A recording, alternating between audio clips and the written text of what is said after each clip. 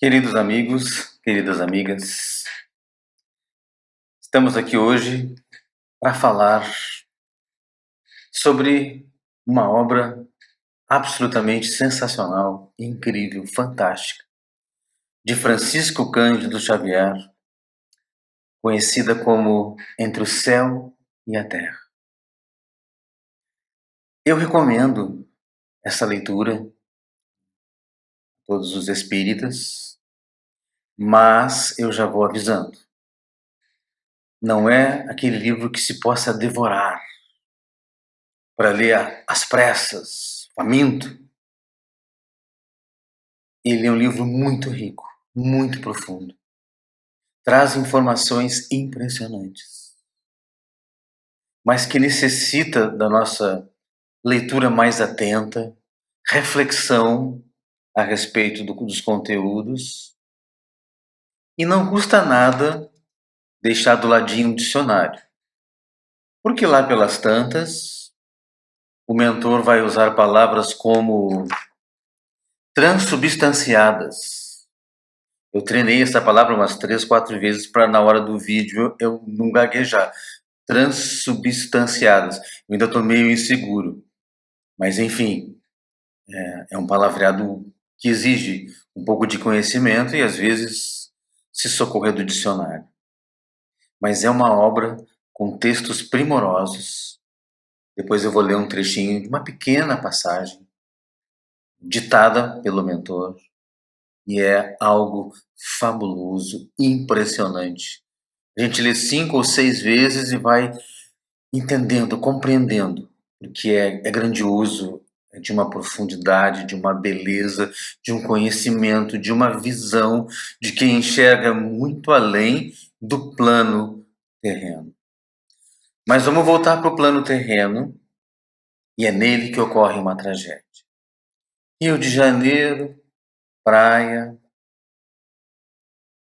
estamos ali nos anos 40, mais ou menos. E um jovem garoto, o Julinho, está brincando na beira do mar, numa praia carioca. Naquele momento, quem está responsável por ele, quem está acompanhando o garoto, é a sua madrasta. Esse nome tinha que ser mudado, gente. Porque ele já começa mal. Madrasta, malévola, né? É muito forte. Então, é uma palavra que já carrega, assim, o drasta né, de drástico, de... Tinha que mudar o nome da segunda mãe. Tem gente que diz que a vida, às vezes, é madrasta, né? Então, enfim, a gente sabe que nem todas as madrastas são más, né? Tem muita boa drasta, né? Mas, enfim, não era o caso desta história do Julinho, porque a segunda mãe dele tinha muitos ciúmes da relação de imenso amor e paixão que existiam entre pai e filho. O pai era enlouquecido pelo filho e enchia ele de amor, carinho, afeto. O pai vivia para aquela criança. Era uma coisa que impressionava. O afeto, a dedicação, a atenção. Papai era doido por aquele filho. E a segunda mãe começou a despertar um ciúmes. E nesta oportunidade, ela viu que o garoto era fascinado pelas águas, pelo mar, se sentia atraído. E ela, aproveitando uma distração geral do grupo familiar, foi com ele até ali à beira do mar, aí se fez meio de distraída, ficou só olhando, o garoto se viu solto, começou ali a entrar a onda, e ele foi indo, foi indo. Você sabe como é que acaba essa história, né? Criança desacompanhada à beira do mar, mar com ondas. Veio uma onda, desequilibrou, derrubou, veio a outra onda. Quando ela percebeu que tinha acontecido aquilo pelo qual ela estava torcendo para que acontecesse, aí ela sim faz aquela gritaria, pede socorro, mas quando resgatam o menino, já era tarde. O pai desesperado, o filho nos braços, as lágrimas, a dor. Isso é algo completamente imensurável. Não se tem como calcular a dor de um pai ou de uma mãe num momento desses. Ele com o próprio filho sem vida nos braços, os cabelos, o sal, a areia. Que dor profunda e terrível. E a madrasta ali, tentando se explicar que foi um descuido, um acidente. Isso foi o que estampou os jornais da época, as notícias. E aí vem a pergunta: por que morreu Leozinho? Desculpa, Julinho. Por que morreu Júlio? Se nós analisarmos dentro da ótica do plano terrestre, ele morreu fruto de um afogamento, a partir de um descuido, de um abandono, de um incapaz, numa situação de risco. Foi por esta razão que ele morreu. Praticamente um assassinato, um crime. Que um adulto, o responsável, colocou-o, abandonou-o numa situação de altíssimo risco. Portanto, diante dos homens, não há dúvidas sobre qual é a resposta para essa pergunta. Por que Júlio morreu? Por que Julinho desencarnou? Evidentemente que, lendo o romance, nós perceberemos que a madrasta vai, de todas as formas, tentar fugir dos tribunais terrenos, alegando inocência. Mas quem se dedicar a esta obra vai perceber que a sua consciência vai lhe cobrar muito caro por esta escolha. Isso vai acarretar consequências terríveis sobre a sua vida. Talvez ela passe incólume pela lei dos homens, mas já no tribunal da própria consciência, ela já estava se considerando culpada, ainda que alegasse inocência. E aí, naturalmente, que nessas horas sempre vem aquela pergunta, mas onde estava Deus? Como Deus pôde permitir que isso acontecesse? Deus não é bom, não é justo, não é amoroso?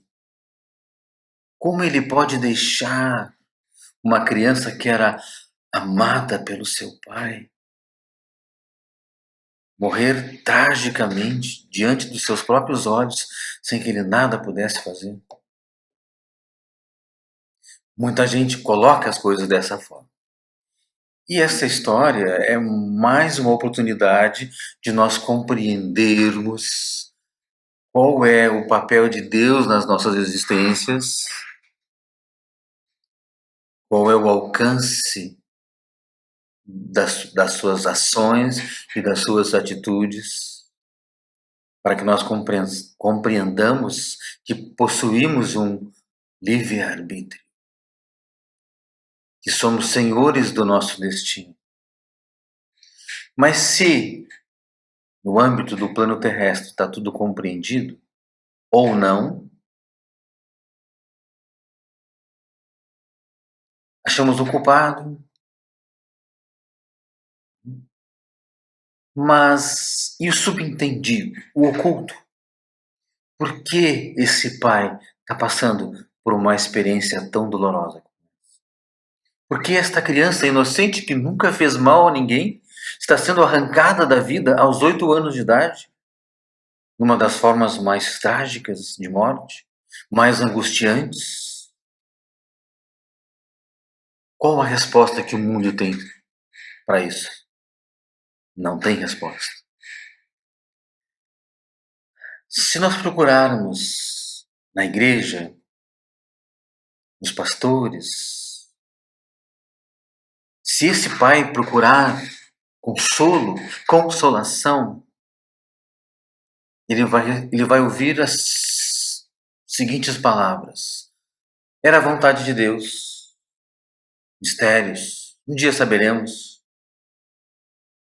Ou, eu vi isso na cena de um filme muito interessante, Beleza Oculta, em que o pai que perde uma filha, 6 anos de idade, inconformado com a dor e com a perda, sem encontrar lógica nenhuma nisso, ele busca por uma igreja, por um pastor, e ele explica que a sua filha era a mais bela flor do jardim, e que Deus viu isso lá do alto, foi lá e colheu aquela flor para ele. Como assim, gente? Mas então Deus não é bom, é egoísta, é mau, é injusto. Foi lá e arrancou a florzinha. Mas coitada da florzinha. Que sentido faz isso, gente? Só quem não compreende Deus pode imaginar um absurdo desses. Deus não tem nada a ver com isso. É o nosso destino agindo. É o nosso livre-arbítrio. São as nossas escolhas. São reações de ações que foram provocadas. Alguém tem dúvida do que o que aconteceu a esta família foi uma reação de uma ação de passado? Não foi o Espiritismo que inventou ou criou a lei da ação e da reação. Ele apenas a observa.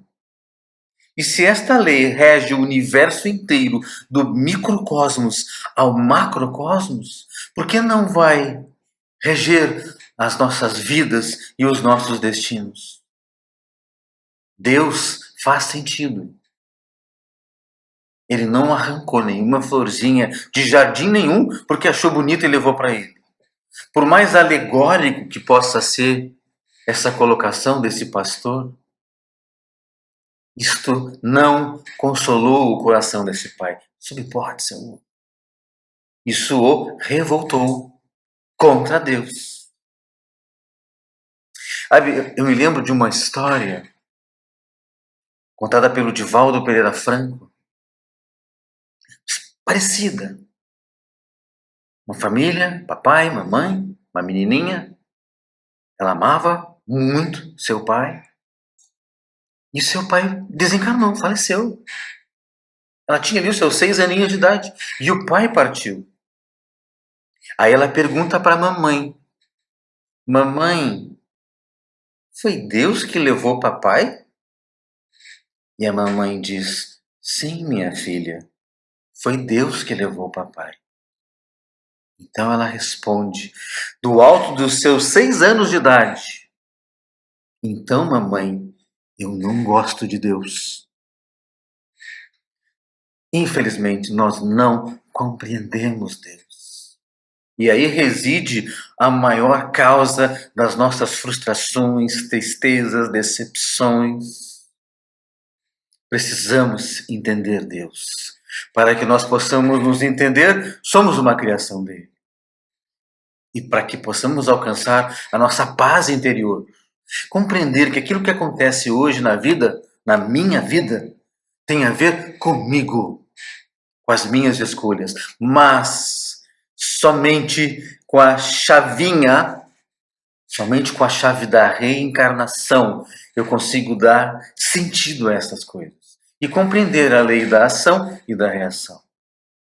É preciso compreender aquilo que alguns cientistas já vislumbram nas suas teorias.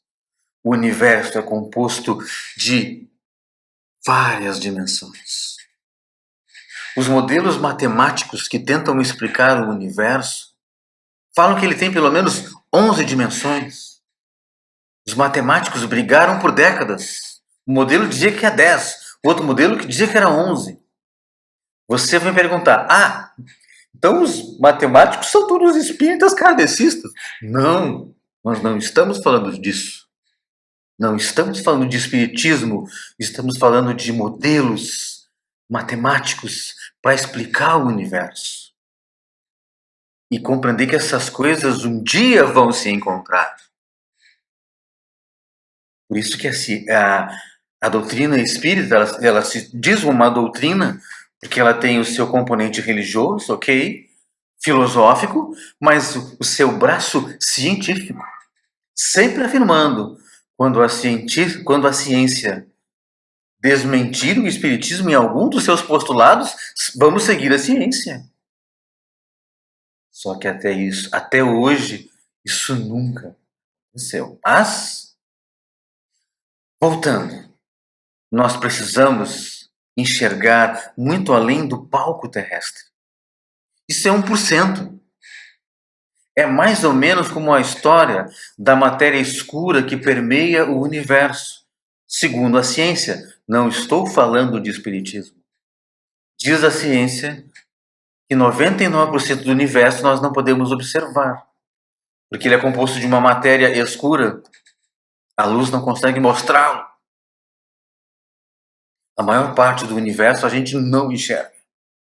Então, já está na hora de nós compreendermos que a Terra é um pequeno raio do Sol que entra por um furinho e vai lá embaixo do porão.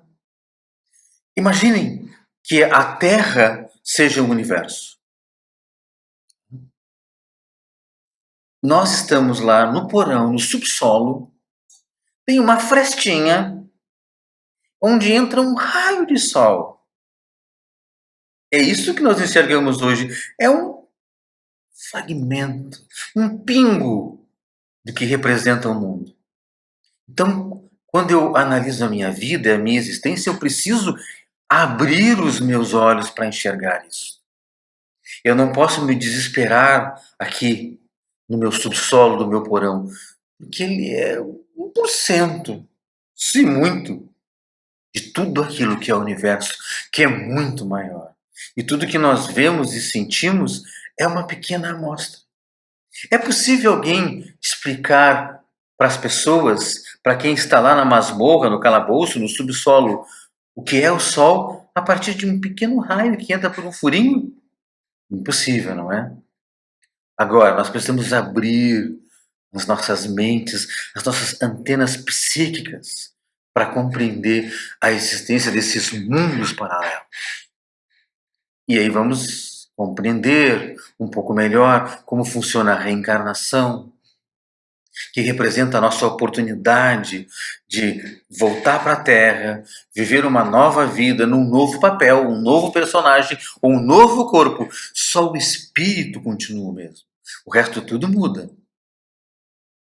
E ele nos dá a oportunidade de, esquecendo os nossos erros, refazer, reconstruir, curar feridas, nos transformarmos, caminharmos na direção do anjo, da angelitude. Para entender o que aconteceu com essa família, com o papai, com o Julinho, só olhando o passado. E nesta linda obra, a gente vai ter essa oportunidade. Né? Vou dar assim uma palhinha para vocês, já que a palestra precisa ter esse fechamento. Né? Quando nós voltamos no passado e olhamos a reencarnação anterior destes personagens, vou me deter só no pai, Amaro, e no filho, Júlio. Nós vamos reencontrá-los juntos, melhores amigos, best friends. Ou seja, eram espíritos que já traziam afinidade, já vinham juntos de outras jornadas. Logo já se amavam. Não é à toa esse amor e essa afinidade entre os dois nesta encarnação como pai e filho. Esse amor já vinha de longe. Dava para perceber isso. Muitas vezes, simpatias e antipatias vêm de longe. Mas precisamos dissolver tudo que é ruim nas águas do amor. Eles eram grandes amigos. Estavam juntos, participando da guerra no Paraguai. E, em meio ao conflito e tal, conheceram uma jovem, os dois se interessam por ela, começam a galantear a moça, que fica um pouco em dúvida, né? O mais velho, o mais novo e tal. O mais novo toma a dianteira e acaba arrebatando a moça, ganhando a preferência do coração dela e começa um romance com ela. O mais velho fica ali quieto, né, na dele, não quer se envolver, também se apaixonou pela moça, mas em respeito ao amigo, segurou a onda dele. E aí ficou aquele, né, negócio não bem resolvido. Mas a moça sempre dava assim um olhar mais demorado para o mais velho, né? Abria uma janelinha ali para um relacionamento, ela estava dividida entre os dois. E em certa ocasião, o mais novo, né, Júlio, sai para uma viagem, uma expedição dentro, né, do evento da guerra. O mais velho ficou, e aí acaba se aproximando, vai na casa dos dois, e ela acaba seduzindo ele também gosta dela, a atração é irresistível e os dois ficam, se entregam a um romance, a uma atração que havia entre eles. Só que acontece algo, um imprevisto na viagem e Júlio volta muito antes do que se imaginava. E ao chegar em casa, de surpresa, Júlio descobre que a sua amada está nos braços do seu melhor amigo. Aquilo foi como uma flecha, uma espada no próprio coração. Porém, ele amava demais o amigo. E amava demais aquela mulher, para fazer mal a eles. Enlouquecido pela dor da traição dupla, ele não hesita e comete suicídio. Ele tenta 2 vezes isso. Na segunda vez ele consegue. Vou deixar para os meus amigos que me escutam. Como vocês acham que o Júlio se suicidou lá na vida passada? Bingo! Ele ingeriu uma substância e se jogou na correnteza das águas de um rio para afogar a própria tristeza. Foi assim que ele abreviou a sua vida. Pergunta para os amigos que estão me ouvindo. Quantos anos vocês acham que estava faltando para a encarnação do Júlio? Para o término da sua encarnação que ele encurtou? Bingo! Vocês estão bem hoje. Acertaram na mosca. 8 anos. Faltavam 8 anos. Passam-se décadas e os mesmos personagens retornam ao plano terreno. E como eu falei, didaticamente, é só um calabouço, um subsolo onde nós vivemos. Uma curta e rápida experiência. Os personagens voltam. Amaro, o que traiu o amigo, agora volta na condição de pai. Pai apaixonado, o pai que sente a culpa de passado e que quer nessa vida conquistar mais do que nunca o amor do filho. E não é à toa que ambos vão viver um desfecho trágico da sua existência terrena, um resgate doloroso. Júlio, antes de encarnar, planejou, porque isso faz parte dentro da lei de ação e de reação. É natural que acontecesse. Ele que abreviou a sua vida, praticou essa ação, que agora repercute no seu presente. O passado repercutindo no presente. Na trama desses personagens. Para entender tudo isso, claro, tem que ler a obra Entre o Céu e a Terra, do Francisco Cândido Xavier. Ainda que se possa baixar um PDF e ler da internet, nada melhor do que compulsar, tocar o livro, as páginas, folheá-lo. Há várias edições antigas, novas. É fácil de encontrar. Tem site que entrega em 2 dias. É uma obra linda. E lendo, vocês terão a compreensão de todos os personagens envolvidos. Eu dei só aqui um pequeno resumo para que se entenda a tragédia do hoje, cujas origens estão lá no passado. Eu separei um texto aqui. Antes de ler esse texto, que vai ser o encerramento, como conclusão e como resposta. Quem matou Júlio não foi o descuido da madrasta, não foi a má intenção da madrasta. Não. Júlio passou por aquela experiência porque ele precisava passar por aquela experiência. Mas ela foi a mão pela qual o mal veio. Que pena para ela. É muito ruim ser o instrumento do mal. Ela apenas foi o instrumento do mal. Significa que se ela não existisse, se ela fosse amorosa, se ela fosse apaixonada por aquele garoto, ainda assim, alguma coisa iria acontecer. Quantos pais apaixonados não perdem um filho na beira do mar ou na piscina da própria casa? Mesmo que não houvesse a má madrasta, Júlio tinha um destino a cumprir.